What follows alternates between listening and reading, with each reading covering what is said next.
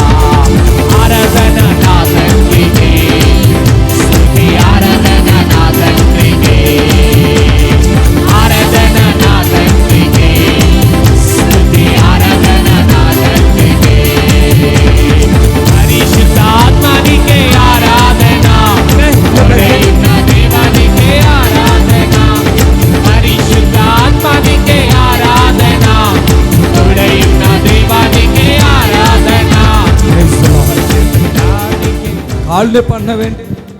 అదేం లేదు, మామూలుగానే కాళ్ళు నొప్పులు. ఇప్పుడు ఉన్నాయా? లేదు. చెప్పలేదు. చర్చికి వెళ్తారా మీరు?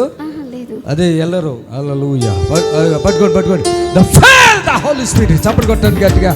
ఆమె లెగ్సి నాడు అటు నాడు అమ్మ, అటు నాడు. Praise the lord. చప్పట్లు కొట్టండి గట్టిగా.